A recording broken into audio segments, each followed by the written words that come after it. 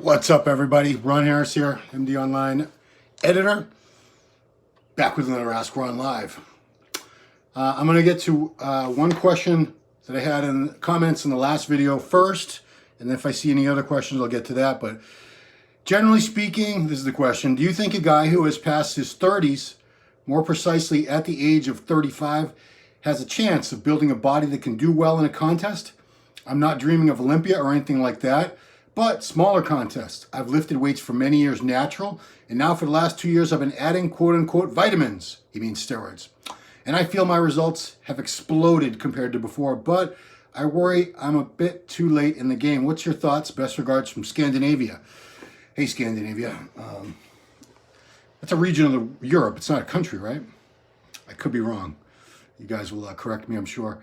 So, is 35 too old to build a body that can do well in a contest? Whether or not you can do well in a contest, it all really comes down to your genetics. You know, you can add on all the hard work, dedication, drugs, eating, good stuff like that, general butt naked. But really, it comes down to your genetics. Whether you can do well in a contest or not is based on your genetics, and your genetics are the same when you're 15 years old, whether you're 30 years old, whether you're 45 years old, whether you're 80 years old. You're always going to have the same bones in your body, the same muscles, attachments, muscle bellies, everything's going to be the same. This gentleman has been training for a number of years, naturally. Only a couple of years ago, 2 years ago, he started using steroids and he's gotten great results.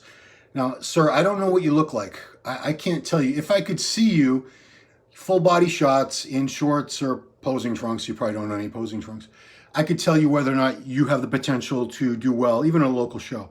If you have terrible genetics, it doesn't matter whether you're 20 years old or 60 years old, you have terrible genetics, and you're not going to, hey, Dwayne Johnson, The Rock, you're not going to do that well. It's because bodybuilding is all about what you visually present to the judges and how that compares to the other people on stage with you.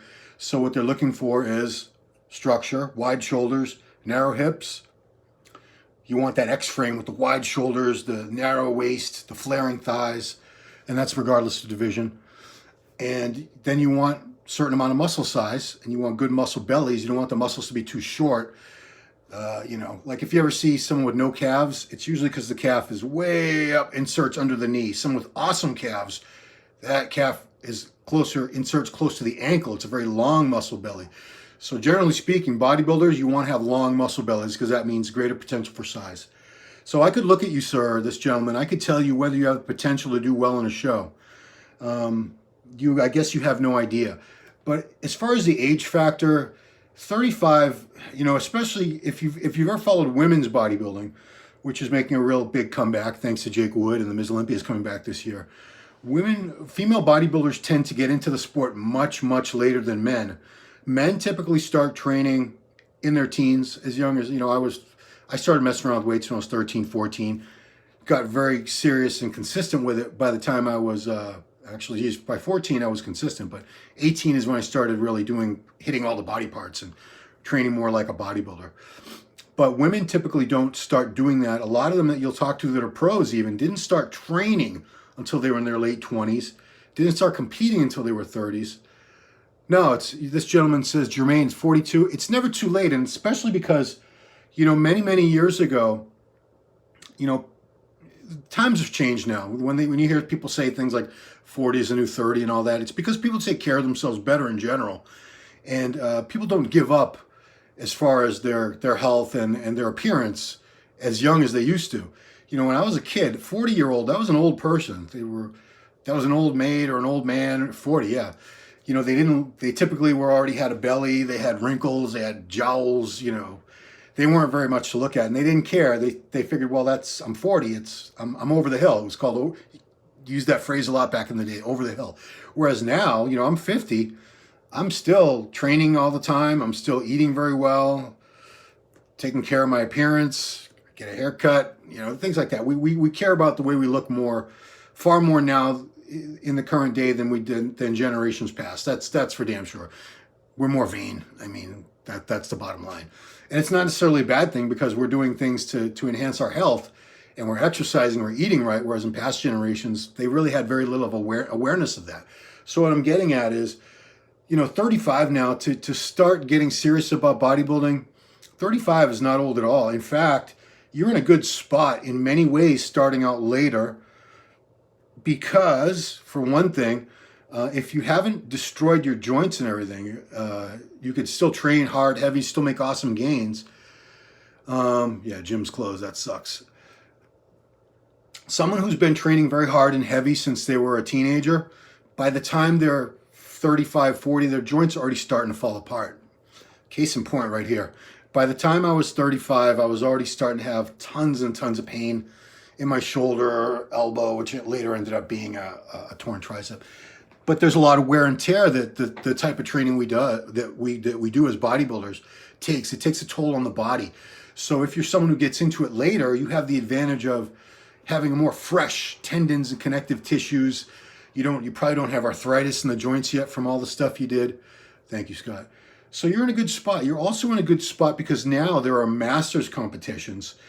That was kind of a rare thing. When I started out in bodybuilding, when I started going to shows and stuff back in the late 80s, teenage classes were packed, open classes were packed, masters classes, there'd be a couple old people and that would be it. But it was kind of like, I don't want to say a joke. I don't want to say it was like we made fun of them or anything, but it was like, oh, isn't that cute? Some of these older guys, these 40, 50-year-old guys, they still want to compete. That's cute. Well, that's nice. They have a master's class. But, you didn't think much of it. There was no way for them to turn pro. Don't use Dexter as an example for anything. Masters, so there are many different masters divisions. If you go to shows like the Masters Nationals, which is a huge pro qualifier in Pittsburgh, is it September this year? I don't know what the date was moved to. Over 35, over 40. I think they started over 45 division. Typically there's over 35, over 40, 50, 60, and even 70. So there are guys turning pro in their 70s. That was not, we didn't have that years ago. That this is a fairly new phenomenon. And it's because all these bodybuilders from back in the day, they got, ask your question when I'm done with this one. When I'm done with this, I promise I'll get to it. But I won't remember what you asked me now. But, these master's classes now, they're made up mainly of people who have been competing since they were teenagers and they still love competing and they still train. So it's a great outlet for them. So you have tons and tons of master's classes at every show, local show, regional show. You have masters, nationals, like I said, at the Universe contest is another big qualifier. There are masters divisions there. At the North American, there are masters divisions. Other shows have masters divisions and you can turn pro. Even this gentleman, he's talking about doing a local show or a regional show. Yeah, absolutely. At 35, you'd have to check and see the guidelines of that particular show because it's typically at that level, it's up to the promoter to decide what divisions they want to have in their event. So they might not have an over 35. They might only have an over 40 and over 50, something like that. But a lot of the masters classes at these shows do start at 35. So if you're 35, you won't have to be competing against any 20-year-olds, 25-year-olds. That being said, bodybuilders tend to hit their prime, usually male bodybuilders, between 30 and 35. That's when most bodybuilders look their best. Please don't bring up Dexter.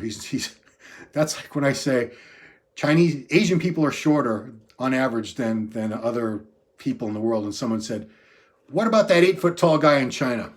Yeah, that's one man out of 4 billion Asians you just pointed out. So that doesn't, Dexter's he's an outlier, as we say. He's not as representative of most people.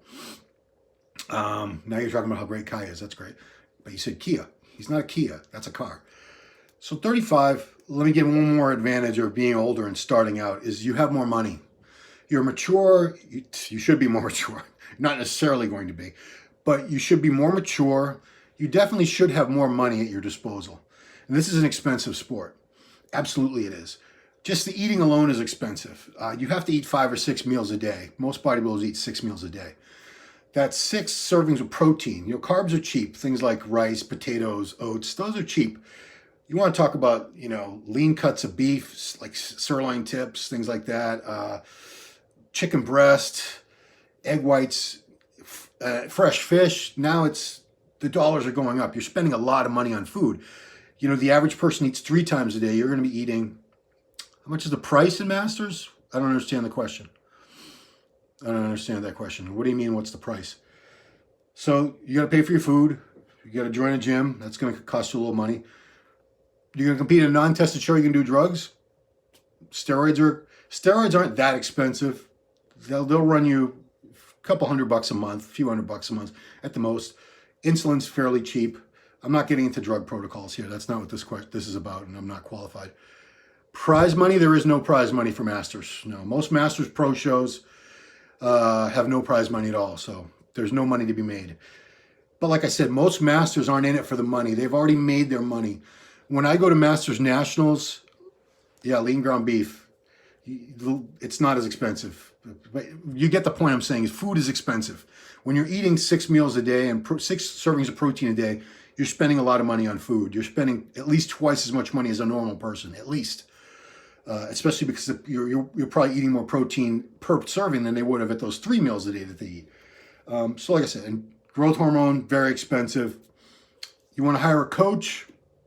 A good coach is going to run you anywhere from $1,000 to $5,000 for one prep.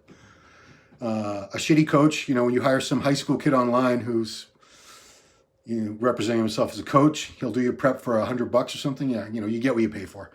But as an older guy, you're in good shape because you have more money at your disposal. If you haven't been training for 20, 30 years already, your joints are fresher. You don't have arthritis. You're in a good spot. So you're going to be not financially strained like a lot of these younger guys. I've known plenty of younger bodybuilders who put all their money into bodybuilding as far as drugs and coaches, and they were living off people. They were living on someone's couch, or they were living off a woman. They certainly weren't doing very well. Sometimes they had no car. They drove a terrible beater car because, all the money they could generate had to go toward the money that they needed to spend on drugs and a coach.